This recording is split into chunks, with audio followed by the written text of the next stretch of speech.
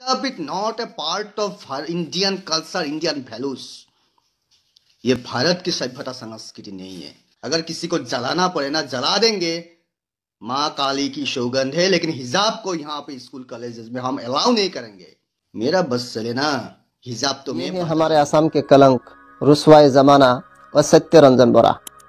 इसको वो सत्य रंजन बोरा इसलिए बोल रहा हूँ क्योंकि इसके अंदर जर्रा भर भी सत्य नहीं है। अगर जर्रा भर भी इनके अंदर सत्य होता तो ये कभी भी हिजाब को बैंड करने की बात नहीं करता, पर्दे के खिलाफ नहीं बोलता। आज ये भारत के नाम पर, भारत के संस्कृति के नाम पर, हिंदुत्व के नाम पर, सनातन के नाम पर हिजाब को बैंड करने की बात कर रहा है, पर्दे को उठवाने की बात कर रहा है, सर ढाकने के खिलाफ बोल रहा है। अगर इसे सनातन की सा भी मालूम होता, अगर ये बेवकूफ़ अपने धर्म की पवित्र ग्रंथों को पढ़ता तो कभी भी हिजाब के खिलाफ, पर्दे के खिलाफ, सर ढाकने के खिलाफ बोलने की जुर्अत नहीं करता। क्यों? इसलिए कि इनके धर्म के जो सबसे प्राचीन ग्रंथ है, जो सबसे पवित्र ग्रंथ है वेद, उन वेदों में जो सबसे फर्स्ट नंबर का है, जो सबसे पहले नंबर का है, वो है ये ऋग्वेद। इस ऋग्वेद के 8वां मंडल 33वां सूक्त और 19वें मंत्र में कहा गया कि इंद्र ने कहा है, हे प्रायोगिके, तू ऊपर नहीं बल्कि ऊपर की ओर दृष्टि रख। धीरे धीरे चलते समय तेरे दोनों अंग, मुंह एवं पिंडलियां दिखाई ना पड़े तो शपवश स्त्री बना है।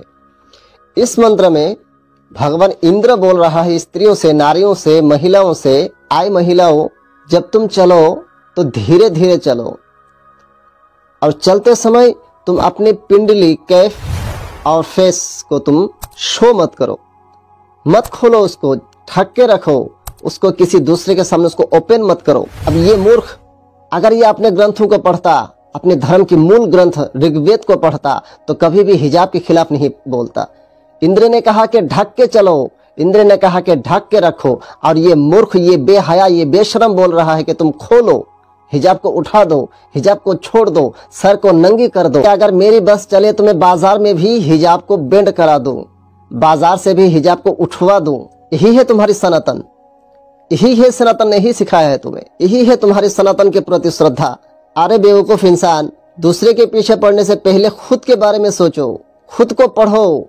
अगर खुद को पढ़े बगैर दूसरे के पीछे पढ़ोगे तो कहीं के नहीं रहोगे, क्योंकि हम जानते हैं कि तुम्हारे अंदर कुछ भी नहीं है, तुम जीरो हो, जीरो। ना तुम्हें सनातन का ज्ञान है और ना ही संस्कृति का ज्ञान।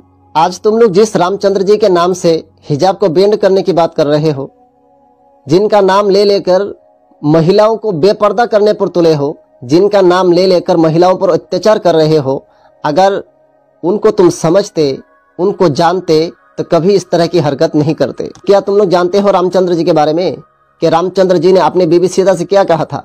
अगर नहीं जानते हो तो महावीर चरिता को पढ़ो।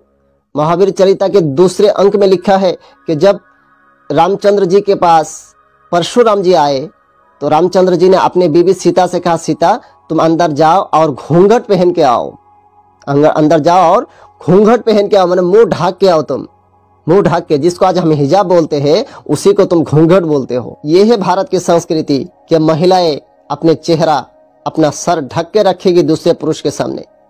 आज भी भारत के दूसरे स्टेट, बिहार, यूपी, राजस्थान वगैरह में आज भी महिलाएं घूंघट पहनती है, क्योंकि वो श्री राम को मानती है, श्री राम के आदर्श को सम्मान करती है, श्री राम के निर्देश को फॉलो करती है, इसलिए वो आज भी घूंघट पहनती है। तो आज तुम हिजाब बंद करके, हिजाब बंद करने की बात करके तुम श्री राम का दिया हुआ घूंघट को बंद करने की बात कर रहे हो। श्री राम ने कहा कि महिलाएं सर ढाक लेगी, श्री राम ने कहा महिलाएं मुंह ढक के रखेगी। आज तुम श्री राम का नाम लेकर, श्री राम का नारा लगाकर आज तुम उन्हीं के निर्देश का अपमान कर रहे हो। क्यों? क्योंकि श्री राम ने घूंघट पहनने का हुक्म दिया है और तुमने घूंघट उतारने के लिए नारा लगाया है। अरे कुछ तो शर्म करो मेरे भाई कि आपने भगवान का नाम लेकर, भगवान का नारा लगाकर उन्हीं को बदनाम करने पर तुले हो। अरे शर्म आनी चाहिए तुम्हें। अरे शर्म आएगी भी कैसे? तुम तो बेहया हो, बेगैरत हो, कैसे शर्म आएगी? तुम्हें तो अय्याशी से मतलब है, भगवान से क्या मतलब? अगर तुम्हें यही संस्कृति का फिक्र है कि आज कोई लड़की कॉलेज किया गई बुर्का पहन के तुम्हें जलन होने लगा, तो कुछ दिन पहले तुम्हारे इसी आसाम में जब एक लड़की शॉर्ट पहन के कॉलेज गई थी, शॉर्ट पहन के एग्जाम देने गई थी, तब तुम्हारे मुंह पे ताला पड़ा था क्या? तब तुम्हारे बोलती क्यों बंद हो गई थी? तब कहाँ थे तुम? तब नहीं बोल रहे थे कि यह हमारे संस्कृति के खिलाफ है, यह हमारे धर्म के अगेंस्ट है? तब नहीं बोले थे तुम? आखिर में चाहते क्या हो? अय्याशी करना है तुम्हें? शॉर्ट पहन